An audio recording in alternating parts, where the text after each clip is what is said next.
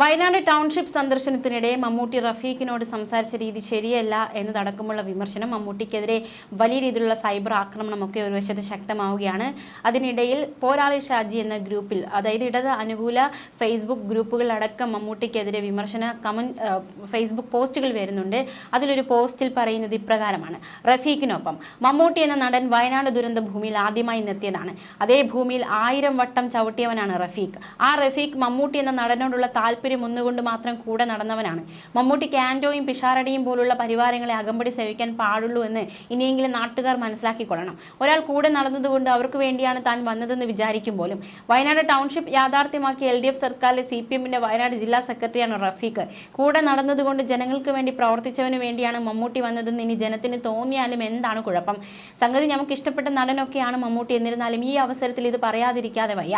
ഏത് നടനായാലും പുണ്യാത്മാവായാലും നിൽക്കേണ്ടടുത്ത് നിൽക്കണം, അല്ലെങ്കിൽ പുല്ലിന്റെ വില പോലും ഉണ്ടാകില്ല എന്നായിരുന്നു ഒരാൾ അതിരൂക്ഷമായി മമ്മൂട്ടിക്കെതിരെ പ്രതികരിച്ചത്. മറ്റൊരാൾ പ്രതികരിച്ചത് ഇപ്രകാരമാണ്: മിസ്റ്റർ മമ്മൂട്ടി, നിങ്ങൾ പ്രകൃതി ദുരന്ത മനുഷ്യനെ വിഴുങ്ങുന്ന ഇടങ്ങളിൽ രക്ഷാപ്രവർത്തനങ്ങൾക്ക് നേരിട്ട് പോയിട്ടുണ്ടാവില്ല. അവിടെ ജീവന് വേണ്ടി നിലവിളിക്കുന്ന മനുഷ്യരെ കണ്ടിട്ടുമുണ്ടാവില്ല. പക്ഷെ അങ്ങനെയുള്ളവരെ ജീവൻ പണയം വെച്ച് രക്ഷപ്പെടുത്തിയിട്ടുള്ള, ചേർത്ത് നിർത്തിയിട്ടുള്ള ഒരുപാട് ചെറുപ്പക്കാർ ഈ കേരളത്തിലുണ്ട്. എല്ലാ രാഷ്ട്രീയ പാർട്ടിയിലും പെട്ട, എന്തിനും സദാ സന്നദ്ധരായ മനുഷ്യർ. അവരിൽ ഒരാളെ പോലും ഒരു വാക്കുകൊണ്ട് മാറി നിൽക്കാൻ പറയാൻ നിങ്ങൾക്ക് യാതൊരു യോഗ്യതയുമില്ല. സ്വർഗത്തിൽ നിന്ന് നേരിട്ട് നടനായി ഭൂമിയിലേക്ക് ഇറങ്ങി വന്ന ആളല്ല നിങ്ങൾ. സാധാരണക്കാരായ മനുഷ്യരുടെ വിയർപ്പിന്റെയും ചോരയുടെ മണമുള്ളതാണ് നിങ്ങൾക്ക് കിട്ടുന്ന പ്രതിഫലം. മനുഷ്യരെ തിരിച്ചറിയാൻ കഴിഞ്ഞില്ലെങ്കിൽ പിന്നെ എന്ത് കലാകാരൻ, എന്ത് മഹാനടൻ?